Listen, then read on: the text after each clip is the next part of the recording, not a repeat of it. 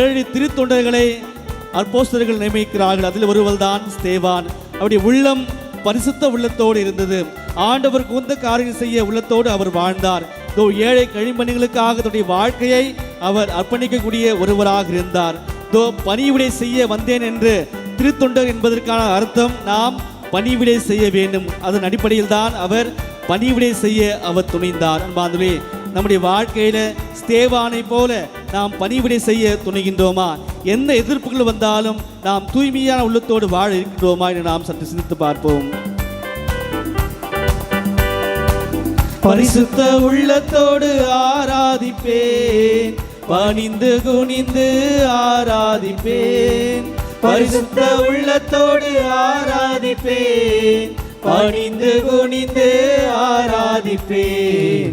ஆராதிப்பேன், நான் ஆராதிப்பேன், ஆண்டவரே சுவை ஆராதிப்பேன். ஆராதிப்பேன், நான் ஆராதிப்பேன், ஆண்டவரே சுவை ஆராதிப்பேன். நம்முடைய வாழ்க்கையில் நாம ஆவியிலும் உண்மையிலும் இருக்கும் பொழுது எந்த ஒரு பொல்லாப்பும் ஏற்படாது. ஸ்தேவானுடைய வாழ்க்கையில அவர் தன்னுடைய உயிரை விடும் நேரத்தில் கூட ஆவியானவருக்கு அர்ப்பண வாழ்க்கையில் அவர் வாழ்ந்தார். உண்மையாக நீதியோடும் நேர்மையோடும் அவர் வாழ்ந்தார். தலைமை சங்கத்தினரும் அவரை கொண்டு போகின்றார்கள். அப்பொழுது அவர் ஆண்டவருக்கு சான்று பகிர்ந்தார். உங்களால் என்னை கொல்ல முடியும், ஆனால் உங்களால் ஆண்டவரை என்ன என்று நீதியோடும் நேர்மையோடும் அவர் செயல்பட்டார். ஸ்தேவானுடைய வாழ்க்கையில அவர் ஆவியின் வழியால் உண்மையோடும் நீதியோடும் நேர்மையோடும் வாழ்ந்தார். நம்முடைய குடும்ப வாழ்க்கையில நம்மால் உண்மையிலே வாழ முடிகிறதா? நீதியோடும் நேர்மையோடும் நம்மால் இருக்க முடிகிறதா? நாம் இருக்கக்கூடிய சமுதாயத்தில் நாம் எவ்வாறு வாழ்ந்து கொண்டிருக்கிறோம் என்று நாம் சற்று சிந்தித்து பார்ப்போம். ஆவியிலே உம்மை ஆராதிப்பேன், உண்மையிலே உம்மை ஆராதிப்பேன். ஆவியிலே உம்மை ஆராதிப்பேன், உண்மை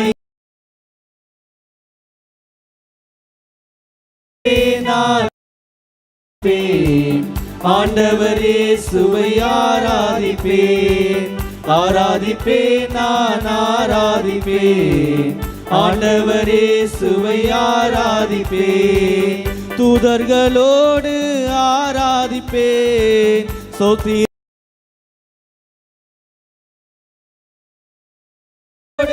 ஆராதிப்பேன், ஸ்தோத்திர பலியோடு ஆராதிப்பேன். ஆராதிப்பேன், நான் ஆராதிப்பேன், ஆண்டவரே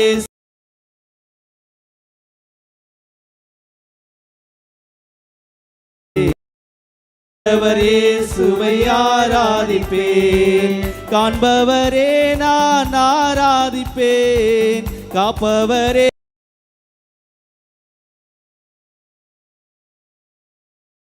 ஆராதிப்பேன், காப்பவரே நான் ஆராதிப்பேன்.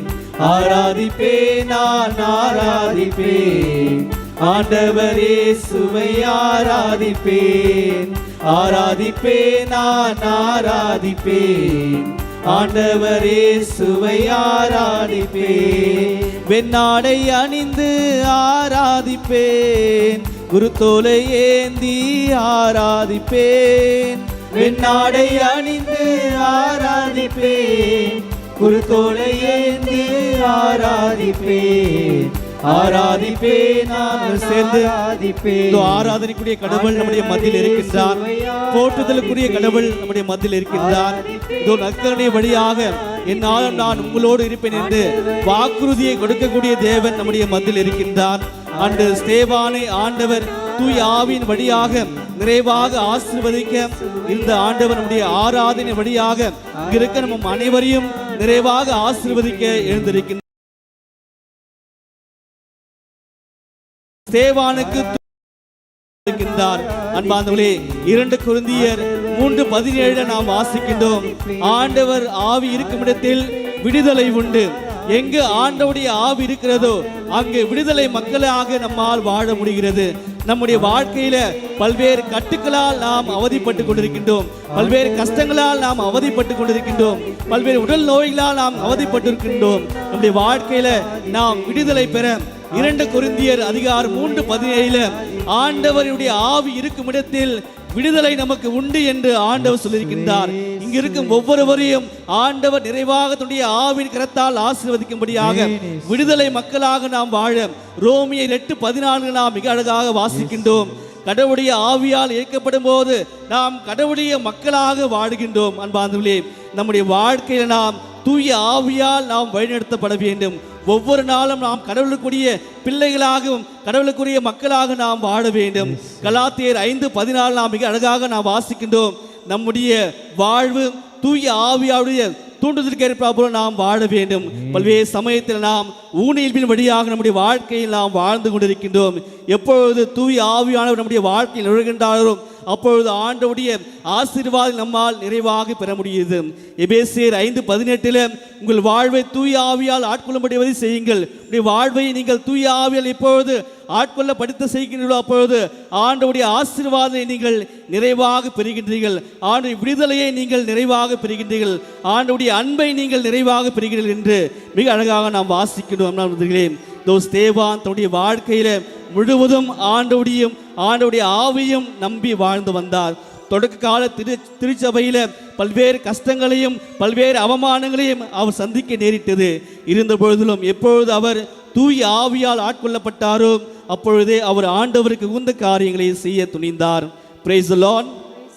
Praise the Lord. Praise the Lord. Praise the Lord. Praise the Lord. Hallelujah. Hallelujah. Hallelujah. Hallelujah. Hallelujah. Hallelujah. அமர்ந்து கொள்வோம்.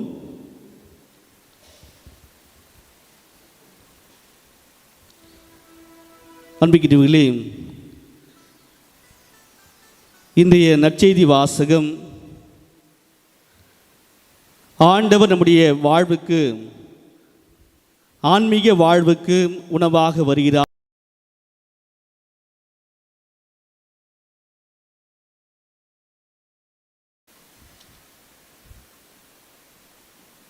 யோவான் எழுதிய தூய நற்செய்தி நாம் இன்றைய நற்செய்தியாக வாசிக்க இருக்கின்றோம். அன்பார்ந்தவர்களே, கடந்த 3 நாட்களாக ஆண்டவர் 5000 நபர்களுக்கு உணவு கொடுத்ததை நாம் வாசித்து கொண்டிருக்கின்றோம். அதன் அடிப்படையில் யூதர்கள் ஆண்டவரை பின்பற்ற வினைகின்றார்கள். அவர்கள் ஆண்டவர் செய்த அரும் அடையாளங்கள் அல்ல, மாறாக தாங்கள் வயிறார உண்டதினால் அவர்கள் கடவுளை பின்தொடர வினைகின்றார்கள். அப்பொழுதுதான் அவர்கள் கேட்கக்கூடிய ஒரு கேள்வி, எங்களுக்கு அரும் அடையாளங்களை ஒன்று காட்டும் என்று. நேற்றைய நற்செய்தியில் ஆண்டவர் இயேசு கிறிஸ்து 5000 பேருக்கு 5 அப்பங்களையும் 2 மீன்களையும் பிட்டு கொடுத்தார். அது அற்புதமாக இருந்தது, அதிசயமாக இருந்தது. ஆனால் யூதர்கள் கண்கள் அது மறைக்கப்பட்டது. அன்பார்ந்தவர்களே, இன்றைய நற்செய்தி வாசகத்தில் எங்களுக்கு அரும் அடையாளை ஒன்று காட்டுமாறு யூதர்கள் கேட்கின்றார்கள். 2 மீன்களும் 5 அப்பங்களும் என்பது மிக பெரிய அரும் அடையாளமாக இருக்கிறது. ஆனால் யூதர்கள் அதை கண்டு கொள்ளவில்லை. நம்முடைய வாழ்க்கையிலும் பசி வந்தால் 10 பறந்து போகும் என்று நாம் வாசிக்கின்றோம், கேட்டிருக்கின்றோம். யூதருடைய வாழ்க்கையிலும் இவ்வாறாக தான் இருந்தது. ஆண்டவர் இந்த புதுமையை செய்தார், அற்புதத்தை செய்தார். ஆனால் அவர்கள் பசியோடு இருக்கிறார்கள். அதனால் அவர்கள் கடவுளை கண்கூடாக காண முடியவில்லை. ஆண்டவருடைய அற்புதங்களையும் அதிசயங்களையும் அவர்களால் காண முடியவில்லை. அவருடைய கண்கள் மறைக்கப்பட்டன. அன்பார்ந்தவர்களே, ஆபிரகாம் மாஸ்லோ மிக அழகாக சொல்கின்றார், பசித்தோருக்கு உணவே தெய்வம் என்று சொல்கின்றார். யூதருடைய வாழ்க்கையிலும் அவ்வாறாக தான் இருந்தது. அவர்கள் பசியோடு இருக்கும்பொழுது ஆண்டவர் அப்பங்களையும் மீனையும் பருகி செய்தார். ஆனால் அவருடைய கண்கள் மறைக்கப்பட்டிருந்தது. நம்முடைய வாழ்க்கையில் எது பசியாக இருக்கிறது? பணம் பசியாக இருக்கிறதா? பதவி பசியாக? நம்முடைய கண்ணுக்கு ஆண்டவர் மறைக்கப்படுகின்றார். நாம் ஆண்டவரை முழுமையாக பார்ப்பது இல்லை.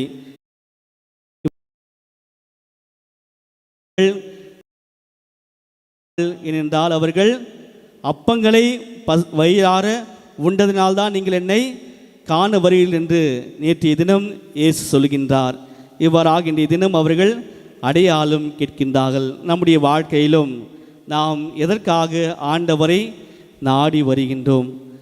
அடையாளங்கள், அற்புதங்கள் கடவுள் நம்முடைய வாழ்க்கையில் செய்வார் என்ற எண்ணத்தோடு நாம் வருகின்றோமா, அல்லது ஆண்டவருக்கு உந்த காரியங்களை என்னால் செய்ய முடியுமா என்ற எண்ணத்தோடு நாம் ஆலயத்திற்கு வருகின்றோமா? யூதர்கள் மனையில்தான் நாமும் வாழ்ந்து கொண்டிருக்கின்றோம்.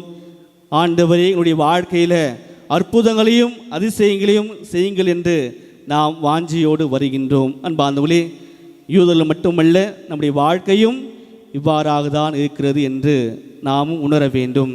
அவ்வாறாக நாம் வாழக்கூடாது. கடவுள் நம்முடைய வாழ்க்கையில் ஒவ்வொரு நாளும் அற்புதங்களையும் அதிசயங்களையும் செய்யக்கூடிய தேவனாக இருக்கிறார் என்பதை நாம் உணர்ந்து வாழ வேண்டும். நம்முடைய வாழ்க்கையில் பல்வேறு சமயத்தில் நாம் அற்புதங்களை காணக்கூடிய நபர்களை மட்டுமே நின்று விடுகின்றோம். நம்முடைய வாழ்க்கையில் நாம் மறந்து விடுகின்றோம். இவ்வாறாக தொடர்ச்சியாக நாம் வாசித்தோம் என்றால், இன்றைய நற்செய்தி வாசகத்தில் யூதர்கள் இவ்வாறாக, அன்று நாங்கள் மன்னாவை உண்டோம், இந்த மன்னா மோசே வழியாக எங்களுக்கு கொடுக்கப்பட்டது என்று அவர்கள் சொல்கின்றார்கள். மன்னா கொடுத்தது மோசேவா, கடவுளா? ஆனால் யூதர்கள் கடவுளை விட்டுவிட்டு அந்த மன்னாவையும் மோசேவையும் அவர்கள் பிடித்து கொண்டார்கள். அந்த மன்னாவை கொடுத்தவர் கடவுள் என்று அவர்கள் உணர்ந்தும், ஆனால் மோசேவை அவர்கள் முன்னிலைப்படுத்துகிறார்கள். நம்முடைய வாழ்க்கையிலும் இப்படி அந்தோனியார் அற்புதம் என்பதை நாம் உணர்கின்றோம். அல்லது கடவுள் செய்கிறாரா? கடவுள் அந்தோனியார் வழியாக செய்கின்றார். ஆனால் நாம் அப்படி நினைக்கிறோமா? இன்னும் பல்வேறு கத்தோலிக்க கிறிஸ்தவர்கள் அந்தோனியாரை கடவுளாக நாம் முன்னிலைப்படுத்துகின்றோம். அந்தோனியாரை கடவுளுக்கு ஈடாக நாம் அவருக்கு முன்னுரிமை கொடுக்கின்றோம். அன்பார்ந்தவர்களே, அந்தோனியார் ஒன்றும் செய்ய முடியாது, கடவுளால் அந்தோனியால் செய்ய முடியும். அதை தான் நாம் உணர்ந்து பார்க்க வேண்டும். நம்முடைய வாழ்க்கையிலும் யூதர்கள் அன்று மன்னாவை ஆண்டவர் மோசே வழியாக கொடுக்கப்பட்டது, அந்த மன்னாவை நாங்கள் உண்டோம் என்று அவர்கள் பழையதை பற்றி பேசிக்கொண்டே இருக்கிறார்கள். ஆனால் அந்த மன்னாவை கொடுத்தவர் கடவுள் என்பவர் அவர்கள் மறந்துவிட்டார்கள். அன்பார்ந்தவர்களே, நம்முடைய வாழ்க்கையிலும் அந்தோனியார் அற்புதங்களையும் அதிசயங்களையும் செய்யக்கூடிய ஒரு புனிதராக இருக்கின்றார். ஆனால் அது இந்த நற்கருணை ஆண்டவர் வழியாக தான் அவரால் செய்ய முடிகிறது. புனித அந்தோனியாருடைய வாழ்க்கையில் நற்கருணையும் அவரையும் தனித்தனியாக பிரிக்க முடியாது. தினந்தோறும் சிறிய வயது முதல் அவர் திருப்பலியில் மிகவும் ஆர்வத்தோடு கலந்து கொண்டு நற்கருணையை அவர் பெறுகின்ற ஒரு சிறிய குழந்தையாக இருந்து புனிதராக அவர் மாறினார். தன்னுடைய வாழ்க்கையில் அற்புதங்களையும் அதிசயங்களையும் செய்யக்கூடியது என்றால் அது இந்த ஆண்டவர் வழியாக தான் அவர் செய்தார். அன்பார்ந்தவர்களே, நாமும் ஆண்டவரை நாடி வருகின்றோம். நாம் யாரை நம்ப வேண்டும், எதற்காக நாம் நம்ப வேண்டும் என்று நாம் ஆராய்ந்து அறிய வேண்டும். நம்முடைய வாழ்க்கையில் நாம் கடவுளை நம்ப வேண்டும், கடவுளை சார்ந்து நாம் வாழ வேண்டும். யூதர்கள் மோசேவை முன்னிலைப்படுத்துகிறார்கள். அதே போன்று நம்முடைய வாழ்க்கையில் நாம் கடவுளை விட்டுவிட்டு வேறு எதையோ நாம் முன்னிலைப்படுத்துகின்றோம். அன்பார்ந்தவர்களே, இந்த தேவன், இந்த கடவுள் வழியாக தான் பல்வேறு புனிதர்கள் அற்புதங்களையும் அதிசயங்களையும் செய்யக்கூடிய ஒரு புனிதர்களாக வாழ்ந்தார் என்பதை நாம் அறிந்து ஆராய வேண்டும். அன்பார்ந்தவர்களே, இன்றைய நற்செய்தி வாசகத்தில் ஆண்டவர் வாழ்வதரும் உணவு நானே, என்னிடம் வருபவர்க்கு என்றுமே பசி இருக்காது, தாகம் இருக்காது என்று சொல்கின்றார். அன்பார்ந்தவர்களே, நமக்கு பசி எடுக்குதா, தாகம் எடுக்குதா? ரெண்டுமே எடுக்குமா, எடுக்காதா? அப்போ நாம் கடவுளோடு இல்லை, அப்படி தானே? இயேசுனா சொல்கிறாரு, என்னிடம் வருபவர்களுக்கு பசி இருக்காது, என்னிடம் நம்பிக்கை உள்ளவர்களுக்கு என்றுமே தாகம் இராது என்று சொல்கிறாரு. நம்ம பசி எடுக்குது, தாகம் இருக்குது. அப்படின்னா நாம் இயேசுவோடு இல்லை தானே? இயேசு சொல்லக்கூடிய பசி வேற, இயேசு சொல்லக்கூடிய பாந்தவர்களே, இயேசு 4 வகையான இந்த பசியும் தாகத்தை பற்றி பேசுகின்றார். நம்முடைய வாழ்க்கையில் நாம் இதனை உணவாக உண்டும் பொழுது ஆண்டவருடைய ஆசீர்வாதங்களை நாம் நிறைவாக பெறுகின்றோம். இந்த பசி, இந்த தாகம் என்பது நம்முடைய வாழ்க்கைக்கு, அன்றாட வாழ்க்கைக்கு ஒன்று தேவை உள்ளதாக ஒன்றாக இருக்கிறது. அதே போன்றுதான் ஆண்டவருடைய ஆசீர்வாதங்களும் நமக்கு தினந்தோறும் தேவை என்பதை ஆண்டவர் வெளிப்படுத்துகின்றார். அதை தான் ஆண்டவர் பெரிய வேலைக்கிழமை என்று என்ன சொல்கிறாரு? இதை என் நினைவாக செய்யுங்கள் என்று தன்னுடைய உடலை கொடுக்கின்றார். இதுதான் இன்றைய நற்செய்தி வாசகங்களை நாம் வாசிக்கின்றோம். அந்த உணவை எப்பொழுதும் எங்களுக்கு கொடும் என்று யூதர்கள் கேட்கின்றார்கள். அன்பார்ந்தவர்களே, அந்த உணவை மன்னா எப்பொழுதுமே பொழியவில்லை. மன்னா நிறுத்தப்பட்டு விட்டது. ஆனால் அந்த உணவு என்பது நற்கருணையாக இருக்கிறது. அதை தான் ஆண்டவர் நமக்காக இந்த உலகத்தில் நிறுவி செல்கின்றார். நற்கருணை வழியாக நான் என்னாலும் உங்களோடு இருப்பேன் என்று ஆண்டவர் வாக்குறுதியை கொடுத்திருக்கிறார். அதன் வழியாக நாம் நிறைவான ஆசீர்வாதங்களை பெற, நம்முடைய ஆன்மாவிற்கு தேவையான உணவை பெற ஆண்டவர் இதை என் நினைவாக செய்யுங்கள் என்று சொல்கின்றார். நம்முடைய வாழ்க்கையில் நற்கருணையை நாம் ஏற்கொள்கின்றோம், நற்கருணையை நாம் பெற்றுக்கொள்கின்றோம். ஆனால் நினைவு என்பது சொல்லும் பொழுது ஆண்டவர் நமக்கு விட்டு செல்கின்ற படிப்பணியாக இருக்கிறது. உங்களை ஒரு கணத்தில் அறிந்தால் நீங்கள் மறு கணத்தை நீங்கள் மறைக்க வேண்டும், அப்படி தானே? காட்ட முடியுமா? அதெல்லாம் முடியாது. அதெல்லாம் கடவுளால் முடியும், நம்மால் முடியாது. எப்பொழுது ஆண்டவருடைய ஆசீர்வாதங்களை நாம் பெறுகின்றோமோ, ஆவியான் துணையை நாம் பெறுகின்றோமோ, அப்பொழுது எல்லாம் நமக்கு முடியும் என்ற ஒரு செயலாக இருக்கிறது. அன்பார்ந்தவர்களே, இதுதான் ஆண்டவர் நமக்கு விட்டு செல்லக்கூடிய ஒரு படிப்பணியாக இருக்கிறது.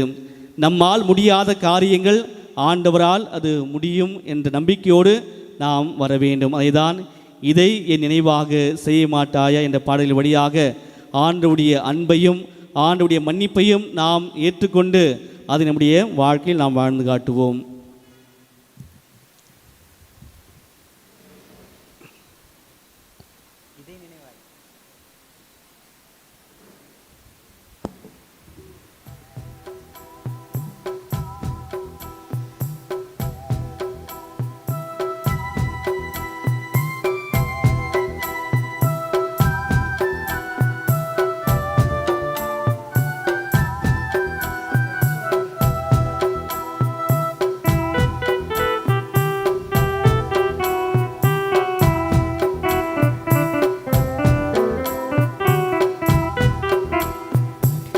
இதை என் நினைவாய் செய்ய மாட்டாயா?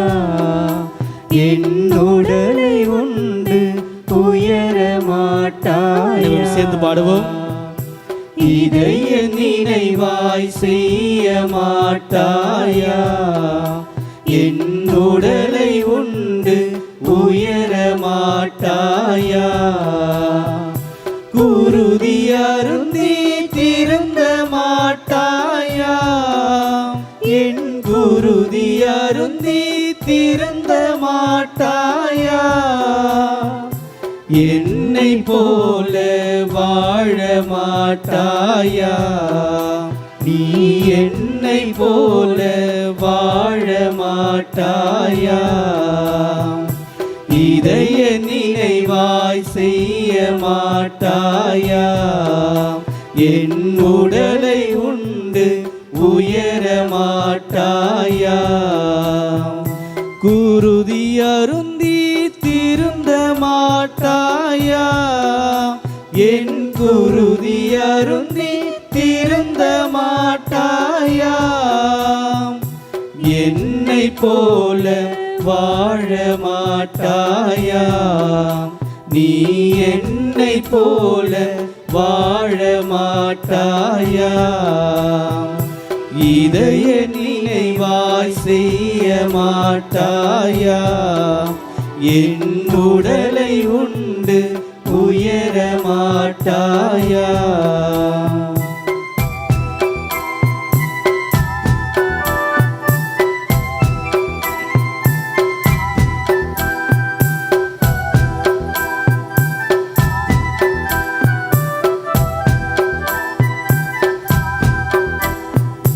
கண்ணத்தில் அறைந்தால் கண்ண காட்டச் சொன்னீர். தீமை செய்தால் நன்மை செய்ய சொன்னீர். கன்னத்தை அறைந்தால் கன்னத்தை காட்டச் சொன்னீர். தீமை செய்தால் நன்மை செய்ய சொன்னேன். இதற்கு மேல் நான் என்ன கேட்கின்றேன்? இதற்கு மேல் நான் என்ன கேட்கின்றேன்? வெறும் வார்த்தை அல்ல வாழ்ந்தும் காட்டிவிட்டேன். வெறும் வார்த்தை அல்ல வாழ்ந்தும் காட்டிவிட்டேன். இதய நினைவாய் செய்ய மாட்டாயா?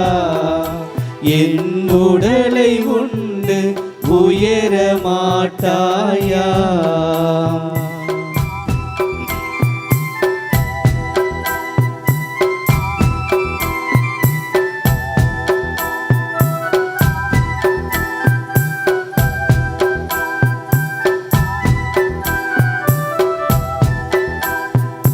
பணிவிடை பெற அன்று பணியை செய்ய சொன்னேன். தாழ்ச்சி கொண்டால் உயர்வு உறுதி என்றேன்.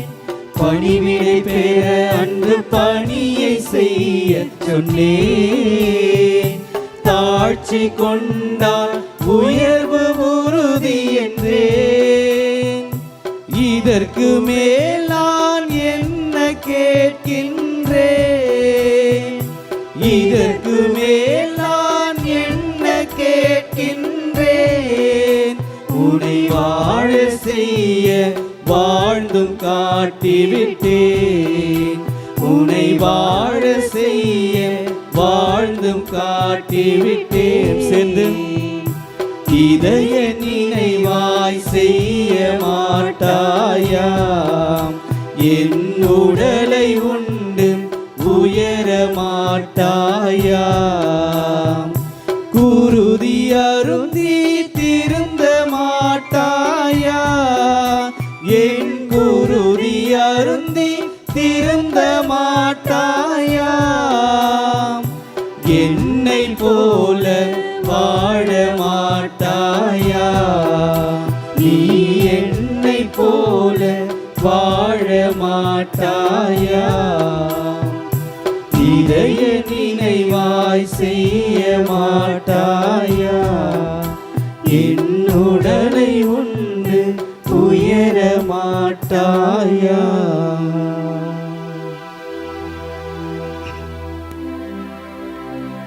அன்பார்ந்தவர்களே, அன்று மன்னாவை உண்பதவர்கள் அழிந்து போனார்கள். மன்னாவை உண்டவர்கள் நிலை வாழ்வை பெற்றுக்கொள்ளவில்லை.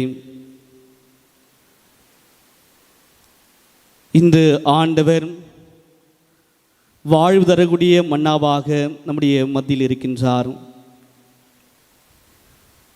இயேசுவுடைய உடலையும் இரத்தத்தையும் நாம் பெற்றுக்கொள்கின்றோம். இயேசுடைய பணிவாழ்வை போல ஸ்தேவான் இன்று தன்னுடைய பணிவாழ்வை தொடங்கியிருக்கின்றார். பணிவாழ்வில், குடும்ப வாழ்வில், சமுதாய வாழ்க்கையில் எவ்வளவு கஷ்டங்கள் வந்தாலும் அதை நாம் ஏற்றுக்கொள்ள வேண்டும் என்பதற்கான அடையாளமாக தான் ஸ்தேவான் திகழ்ந்தார். நம்முடைய வாழ்க்கையில், ஆன்மீக வாழ்க்கையில் நம்மால் முடியாத காரியங்கள் கூட ஆண்டவர் நம்மோடு இருக்கும்பொழுது, நாம் ஆண்டவரோடு இருக்கும்பொழுது முடிகின்ற ஒரு காரியமாக மாறுகின்றது. வாழ்வதரும் உணவு நானே என்று ஆண்டவர் சொல்லும் பொழுது, யூதர்கள் எங்களுக்கு எப்பொழுதும் தாரும் என்று சொல்கின்றார்கள். யூதர்கள் தன்னுடைய வாழ்க்கையில் நினைத்தக்கூடிய உணவு வேற, ஆண்டவர் சொல்லுகின்ற உணவு வேற.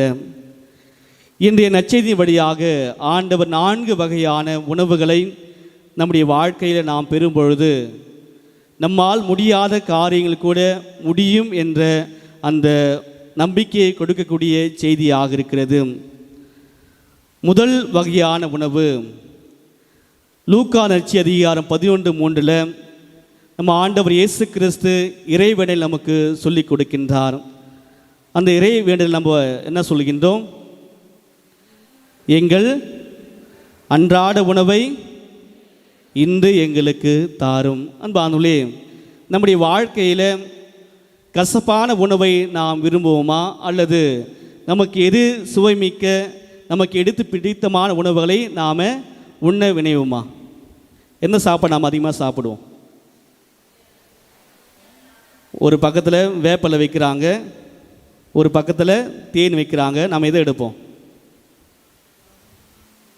பொதுவாக தேன் தான் நாம் எடுப்போம். நம்முடைய வாழ்க்கைக்கு நம்முடைய உடலுக்கு எது தேவையோ, நமக்கு எது சுவை அதிகமாக கொடுக்கிறதோ அதை தான் நாம் எடுப்போம். இங்கே முதல் காரியமாக, முதல் உணவாக எங்கள் அன்றாட உணவை இன்று எங்களுக்கு தாரும் என்று ஆண்டவர் சொல்லிக்கூடிய ஜெபத்தில் நாம் வாசிக்கின்றோம். நம்முடைய வாழ்க்கையில் நாம் மகிழ்ச்சியாக இருக்க விரும்புவோமா, அல்லது கஷ்டத்தோடு கவலையோடு கண்ணீரோடு நாம் வாழ விரும்புவோமா? மகிழ்ச்சியாக குடும்பத்தில் ஒற்றுமையோடு சமாதானத்தோடு நாம் வாழ விரும்புவோம். அன்பார்ந்தவர்களே, இதுதான் முதல் வகையான உணவாக இருக்கிறது. நம்முடைய வாழ்க்கையில் ஆண்டவர் தான் நிறைவான மகிழ்ச்சியும் அன்பையும் மன்னிப்பையும் கொடுக்க முடியும் என்பதை நாம் உணர்ந்து செயல்பட வேண்டும். அதை தான் எங்கள் அன்றாட உணவை இன்று எங்களுக்கு தாரும்.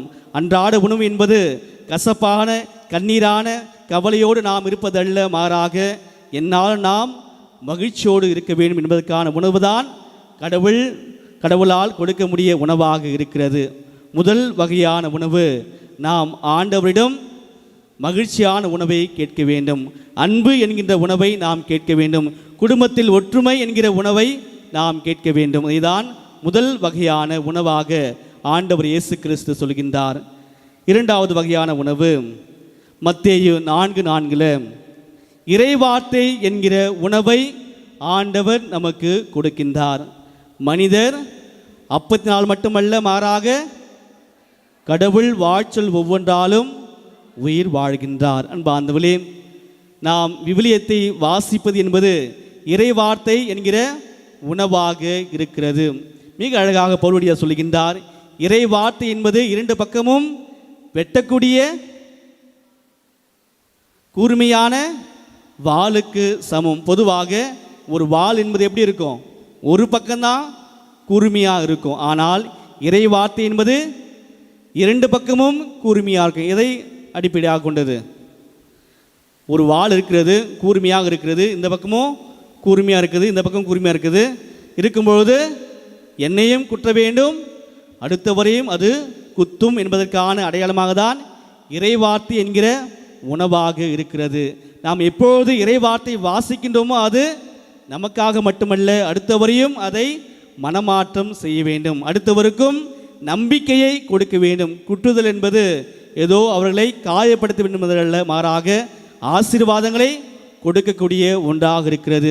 இறைவார்த்தை என்கிற உணவை நாம் வாசிக்கும் போது, படிக்கும்போது நாம் மட்டும் நன்றாக இருந்தால் போதாது, அடுத்தவரையும் அதை நன்றாக வைத்திருக்க வேண்டும். அதை தான் இரண்டாவது வகையான உணவை ஆண்டவர் கொடுக்கின்றார். மனிதர் அப்பத்தினால் மட்டுமல்ல, மாறாக கடவுளின் வாய்ச்சல் ஒவ்வொன்றாலும் உயிர் வாழ் என்பதற்கான அர்த்தமாக இறைவார்த்தை என்கிற உணவை கடவுள் நமக்கு கொடுக்கின்றார். மூன்றாவது தான் மிகவும் ஆணித்தரமான அழுத்தமான ஒரு உணவாக இருக்கிறது. யோவான் 6:51 அந்த 6ஆம் நற்செய்தி வாசிக்கும் அதிகாரம் முழுவதும் நற்கருணையை பற்றி நாம் வாசிக்கின்றோம். அதில் தான் மிக அழகாக 51வது இறைவார்த்தையில், வானிலிருந்து இறங்கி வந்த உயிருள்ள உணவு நானே, என்னை உண்போர் என்றுமே சாகார் என்று மூன்றாம் வகையான உணவாக இந்த நற்கருணையை ஆண்டவர் நமக்கு கொடுத்திருக்கிறார். மிக அழகாக சொல்லுவாங்க, திரு அவையில் ஊற்றும் மையமாகவும் இந்த நற்கருணை இருக்கிறது. நம்முடைய வாழ்க்கையில் நாம் ஆண்டவருடைய ஆசீர்வாதங்களை தினந்தோறும் பெற ஆண்டவர் நம்முடைய உள்ளத்தில் வருகிறார் என்றால் அது இந்த நற்கருணை தான். நற்கருணை தான் அன்பின் அடையாளமாக திகழ்கிறது. அன்பார்ந்தவர்களே, மூன்றாவது வகையான உணவு நற்கருணை. கிறிஸ்தவர்கள், அதிலும் கத்தோலிக்க கிறிஸ்தவர்களுக்கு மிகவும் மேன்மையாக ஒன்றாக இருப்பதுதான் இந்த நற்கருணை. அதுதான் திருப்பலியுடைய ஆழமாகவும் அர்த்தமாகவும் இருக்கிறது. அன்பார்ந்தவர்களே, நாம் திருப்பலிக்கு எந்த விதத்தில் முக்கியத்துவம் கொடுக்கின்றோம் என்பதற்கான அடையாளம்தான் நற்கருணையை ஆண்டவருடைய உடனிருப்பாக கொடுத்திருக்கிறார். இதுதான் மூன்றாவது உணவாக இருக்கிறது. நற்கருணையை நம்முடைய ஆன்மீக உணவாக நாம் ஏற்றுக்கொண்டு வாழ வேண்டும். இறுதியாக யோவான் 4:34 இறைப்பணி செய்வதே உணவு என்று ஆண்டவர் 4வது உணவாக சொல்கின்றார். மிக அழகாக நாம் வாசிக்கின்றோம். என்னை அனுப்புவரின் திருவுளத்தை நிறைவேற்றுவதே என்னுடைய உணவு என்று ஆண்டவர் மிக அழகாக யோவான் 4:34 சொல்கின்றார். அன்பார்ந்தவர்களே, யூதர்களுக்கு மட்டுமல்ல, ஸ்தேவானுக்கு மட்டுமல்ல, ஆண்டவர் இன்று நம்மையும் அழைக்கின்றார். ஆண்டவர் கொடுக்கக்கூடிய உணவை நாம் உட்கொண்டு அதன்படி நாம் வாழ வேண்டும். முதல் வகையான உணவு அன்றாட உணவு என்பது ஆண்டவர் மகிழ்ச்சியையும் அன்பையும் மன்னிப்பையும் கொடுக்கக்கூடிய ஒருவராக இருக்கிறார். அதை நாம் உண்ண வேண்டும். உண்டு அடுத்தவருக்கு நாம் அதை கொடுக்க வேண்டும். இரண்டாவது வகையான உணவு இறைவார்த்தை என்கிற உணவை ஆண்டவர் நமக்கு கொடுத்திருக்கிறார். நமக்கு மட்டுமல்ல, நாம் அடுத்தவருக்கும் அதை தெரிவிக்க வேண்டும். மூன்றாவது வகையான உணவு நற்கருணை என்கிற உணவை ஆண்டவர் கொடுக்கின்றார். நான்காவது வகையான உணவு இறைப்பணியை செய்ய வேண்டுவது. இந்த இறைப்பணி என்பது நாம் இருக்கும் இடத்தில் கடவுளுடைய வாழ்க்கைக்கு உகந்த முறையில் நாம் வாழ்வதாக குறிக்கிறது. அன்பார்ந்தவர்களே, நம்முடைய வாழ்வு என்பது மிகவும் குறுகிய காலமே. நம்முடைய வாழ்க்கையில் நாம் வாழும்பொழுது கடவுளுக்கு உகந்த காரியங்கள் நாம் செய்யும்போது பல்வேறு எதிர்ப்புகளை நம்மால் எதிர்கொள்ள நாம் தயாராக இருக்க வேண்டும். அதைதான் ஸ்தேவான் இவையெல்லாம் உணவாக உட்கொண்டார். அன்றாட உணவாக ஆண்டவர் ஏற்றுக்கொண்டார். இறைவார்த்தையை வாசித்தார், அதை வாழ்ந்து காட்டினார். நற்கருணை வழியாக பல்வேறு அற்புதங்களையும் அவர் பெற்றார். இருந்தபொழுதும் தன்னுடைய வாழ்க்கையில் அவர் பல்வேறு தடைகளை அவர் மேற்கொள்ளும் பொழுது கூட அவர் ஆண்டவரை விட்டு செல்லவில்லை. அன்பார்ந்தவர்களே, இந்த சின்ன மனுஷனுக்குள்ள பெரிய ஆண்டவர் வந்தால் பல்வேறு அற்புதங்களை நடக்கக்கூடிய தேவனாக இருக்கின்றார். முழந்தால் படியிடுவோம். நம்முடைய வாழ்க்கையில் பல்வேறு அற்புதங்களையும் அதிசயங்களும் காண பேதுரு தன்னுடைய வாழ்க்கையில் 3 முறை ஆண்டவரை மறுதலித்தார். எப்பொழுது அவர் தூய ஆவியால் ஆட்கொள்ளப்பட்டாரோ அப்பொழுது மக்கள் அவரை நாடி வருகின்றார்கள். அற்புதங்களையும் செய்யக்கூடிய ஒருவராக நிகழ்கின்றார். அன்பான்மையிலே, நம்முடைய வாழ்க்கையிலும் பல்வேறு கவலையோடு கஷ்டங்களோடு கவலையோடு நாம் வந்திருக்கலாம். பல்வேறு ஏமாற்றங்கள் மத்தியில் நாம் வாழ்ந்து கொண்டிருக்கலாம். பல்வேறு கைவிடப்பட்ட நிலையில் நாம் வாழ்ந்து கொண்டிருக்கலாம். இவைக்கெல்லாம் மருந்தாக உணவாக ஆண்டவர் நற்கருணை வழியாக நம்மோடு இருக்கின்றார். சின்ன மனுஷனுக்குள்ள பெரிய ஆண்டவர் வந்தால் பெரிய பெரிய அற்புதங்கள் நடக்கும். நம்முடைய வாழ்க்கையில் கஷ்டங்கள் என்பது பெரியதாக நினைக்கின்றோம், ஆண்டவரை நாம் சிறியவராக நினைக்கின்றோம். அன்பார்ந்தவர்களே, வேதனை விட, கண்ணீரை விட, கஷ்டங்களை விட நம்முடைய தேவன் பெரியவராக இருக்கின்றார். நம்முடைய சின்ன உள்ளத்தில் ஆண்டவர் வரும்போது பெரிய பெரிய அற்புதங்களை அவர் செய்யக்கூடிய தேவனாக இருக்கின்றார்.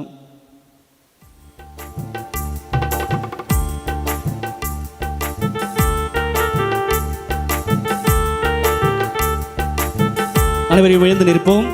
கரங்களை தட்டி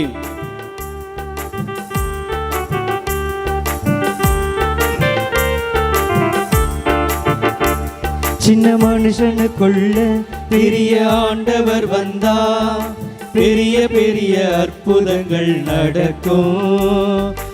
உள்ளத்துக்குள்ள தேவ வல்லமை வந்தா உன்னை கொண்டு எல்லாம் நடக்கும். மீண்டுமாக, சின்ன மனுஷனுக்குள்ள பெரிய ஆண்டவர் வந்தா பெரிய பெரிய அற்புதங்கள் நடக்கும்.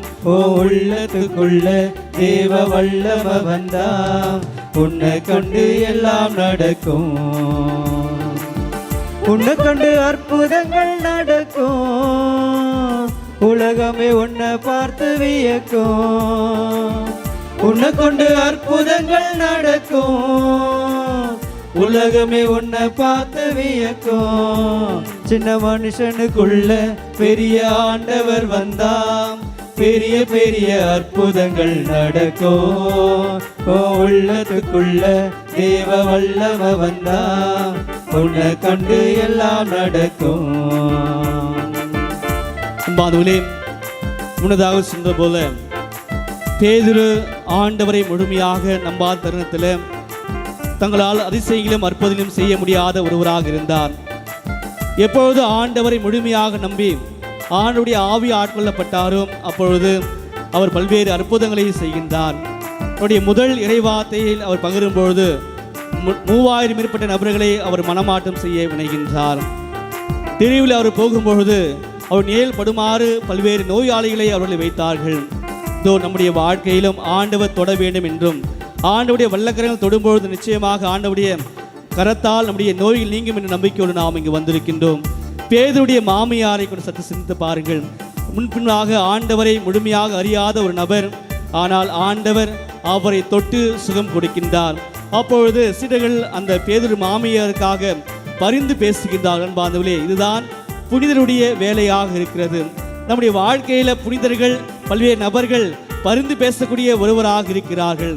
பேதுரு மாமியார் வந்து என்னை குணமாக்கும் என்று கேட்கவில்லை, மாறாக சீடர்கள் வந்து மாமியார் குணமாக்கும் என்று அவள் கேட்கின்றார்கள். அன்பார்ந்தவர்களே, இதுதான் பரிந்துரை ஜெபமாக இருக்கிறது. நம்முடைய கத்தோலிக்க திரு அவையில மிகவும் மேன்மையான ஒன்று இந்த பரிந்துரை ஜெபம். அதுதான் பேதுருடைய மாமியாரை சுகம் கொடுக்கக்கூடிய தேவனாக அங்கு திகழ்ந்தார். தெருவில் பேதுருவை நாடி ஓடி வருகின்ற மக்கள் அவர்கள் அதிசயங்களையும் அற்புதத்தையும் காணுகின்றார்கள். அதை செய்தவர் தான் இந்த நற்கருணை ஆண்டவர். நாம் தினந்தோறும் இவரை உட்கொள்கின்றோமோ அதுதான் ஆண்டவர் நமக்கு கொடுக்கக்கூடிய வரங்களாக இருக்கிறது. தெருவில் பேதுருவை தேடி ஓடி வந்தது ஒரு கூட்டம். தெருவில் பேதுருவை தேடி ஓடி வந்தது ஒரு கூட்டம். நிழலை தொட்டவுடன் வியாதி சொல்லாமல் போனதையா ஓடி. நிழலை தொட்டவுடன் வியாதி சொல்லாமல் போனதையா ஓடி. ஓ உள்ளத்துல கர்த்தர் வந்தா எல்லாமே மாறும். சின்ன மனுஷனுக்குள்ள பெரிய ஆண்டவர் வந்தா, பெரிய பெரிய அற்புதங்கள் நடக்கும். ஓ உள்ளத்துக்குள்ள தேவ வல்லம வந்தா, உன்னை கண்டு எல்லாம் நடக்கும்.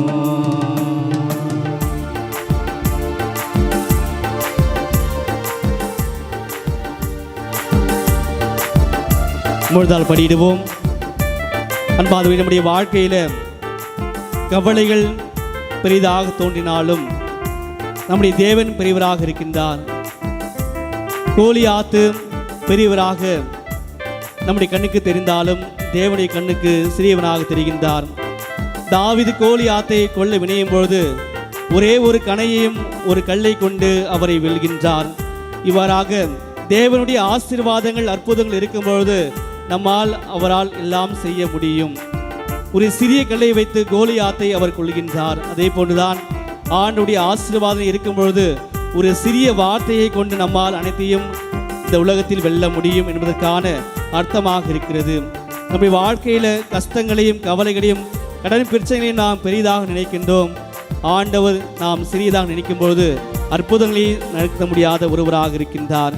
எப்பொழுது நம்முடைய வாழ்க்கையில் நாம் பெரியவராக ஆண்டவர் நினைக்கின்றோமோ அப்பொழுது நம்முடைய வாழ்க்கையில் நாம் அற்புதங்களை காணக்கூடிய ஒருவராக இருக்கின்றோம். இங்கு பல்வேறு தேவைகளோடு நாம் இங்கு வந்திருக்கலாம், பல்வேறு கஷ்டங்களோடு கவலையோடு நாம் இங்கு வந்திருக்கலாம், பல்வேறு வேண்டுதலோடு நாம் இங்கு வந்திருக்கலாம். அவையெல்லாம் ஆண்டவர் முன்னிலையில் நாம் சமர்ப்பிப்போம். ஆண்டவர் எல்லாம் முடியும் என்ற எண்ணத்தோடு நாம் இருக்கும்போது நிச்சயமாக செய்யக்கூடிய தேவனாக இருக்கின்றார்.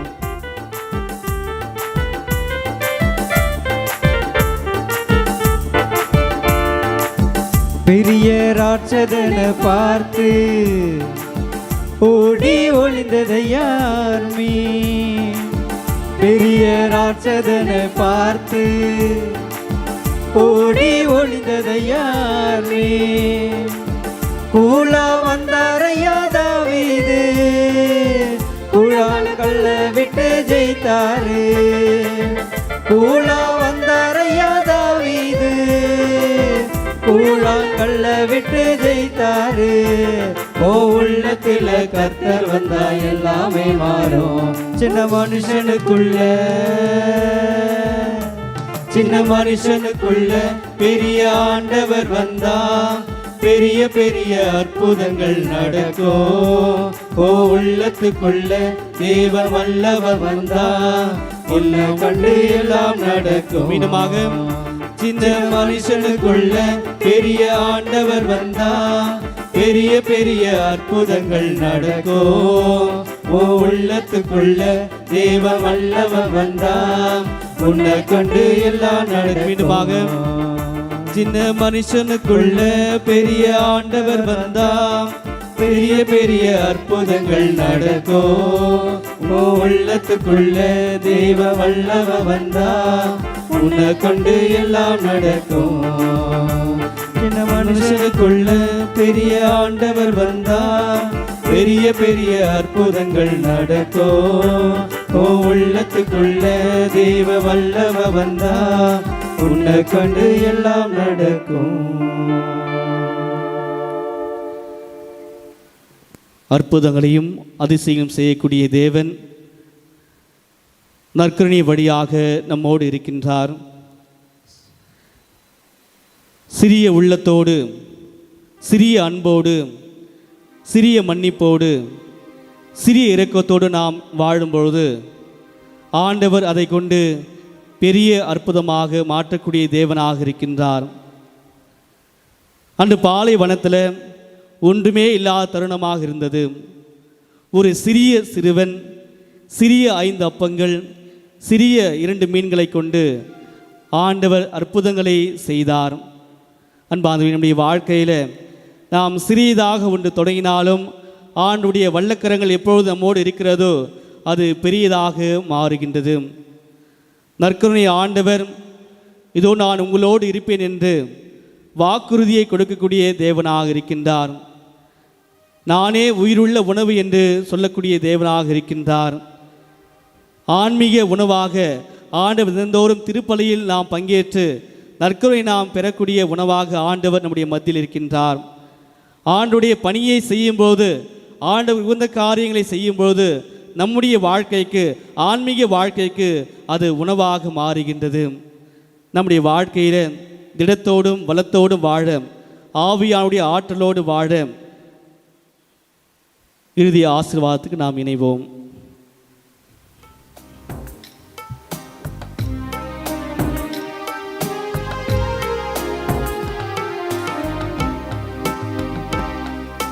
மாண்புயரும் அருளடையாளத்தை தாழ்ந்து பணிந்தே ஆராதிப்போம். பழைய நியம முறைகள் அனைத்தும் இனி மறைந்து முடிவு பெறுக. புதிய நியம முறைகள் வருக. புலன்களாலே மனிதன் இதனை அறிய இயலா. குறைகள் நீக்க நம்பிக்கையின் உதவி பெறுக. தந்தை அவர்க்கும் மகன் இவர்க்கும் புகழ்ச்சியோடு வெற்றியாக்கும். மீட்பின் பெருமை மாட்சிமையோடு வலிமை வாழ்த்து யாவுமாக இருவரிடமாய் வருகின்றவராம் தூய ஆவி ஆனவர்க்கும் அளவில்லாத சம புகழ்ச்சி என்றுமே உண்டாவதாக.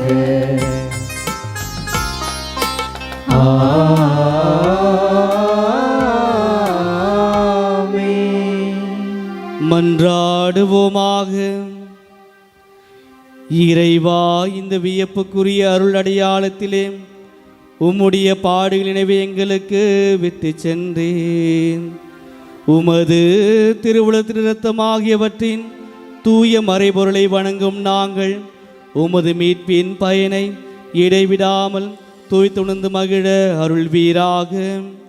தந்தையாக இறைவனோடு தூய ஆவியாரின் ஒன்றைப்பில் இறைவனாய் என்றென்றும் வாழ்ந்து ஆட்சி செய்கின்ற உம்மை மன்றாடுகின்றோம். ஆமென்.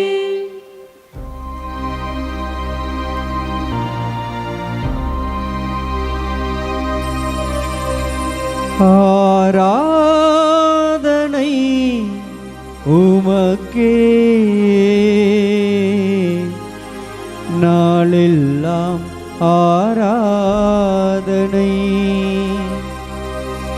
ஆராதனை உமக்கே